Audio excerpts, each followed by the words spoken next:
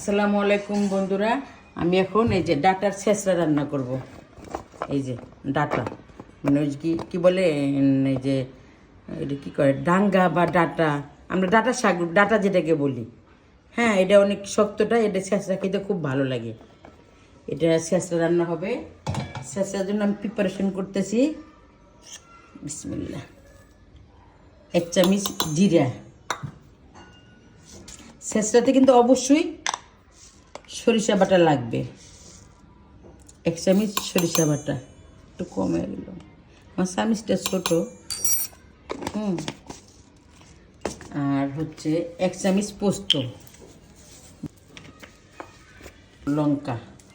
লঙ্কাটা দিলে কালারটা ভালো আসে, তো পানি দিয়ে দিচ্ছি। বিসমিল্লাহ। এই যে এটা আমার ছেঁচড়ার জন্য প্রিপারেশন। এটা কিন্তু ভাত খাওয়ার পরে বসে বসে খেতে খুব ভালো লাগে। টাইমও চলে গেল, আমাদের এটা একটা সবজিও খাওয়া হলো। ডাটা দিয়ে ছেঁচড়া রান্না করব, ওটার মশলা আমার রেডি করে নিলাম। সবের ভিতর দেওয়া আছে বন্ধুরা, সব তো ভিডিওতে দেখাচ্ছি জন্য। আসসালামু আলাইকুম বন্ধুরা, ছেঁচড়া রান্না তুলে দিচ্ছি। জিরা,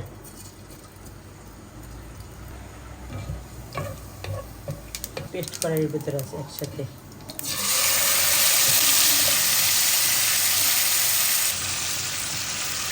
আদা বাটা দেবো, বেশি লাগবে না। হলুদ পাউডার, কারণ এর লবণ লাগবে। করে দিচ্ছি পরিমাণ মতো লবণ কটা। কেন এই যে বন্ধুরা, এই যে তেল ছেড়ে দিয়েছে, কষানো সুন্দর। এই যে তেল ছেড়ে দিয়েছে, মানে মশলা আলাদা, তেল আলাদা হয়ে গিয়েছে, তার মানে কষানো হয়ে গেছে। বিসমিল্লাহ। মানে কষানো হয়ে গেছে, দেখতে পাচ্ছেন। এই যে একটু পানি অনেক তেল ছেড়ে দিয়েছে আমার ডাটার ছেঁচড়াতে। এই যে ঝোলা লাগবে না, যেহেতু এটা কি হবে, কি বলে, একদম শুকনো শুকনো হবে, সজনে ডাটার মতো। কালারটা দেখেন কত সুন্দর। এখন ঢেকে দেবো।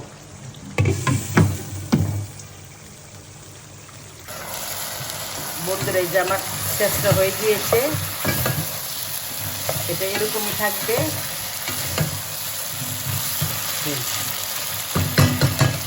হয়ে গেছে, খাওয়ার টেবিলে দেখা হবে।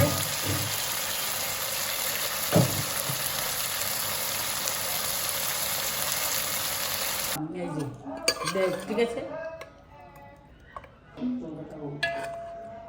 আমি সুন্দর করে দেখা দিই।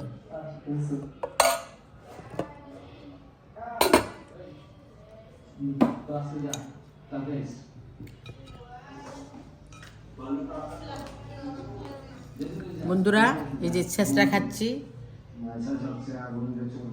ছেঁচড়া নিয়ে বসে গিয়েছি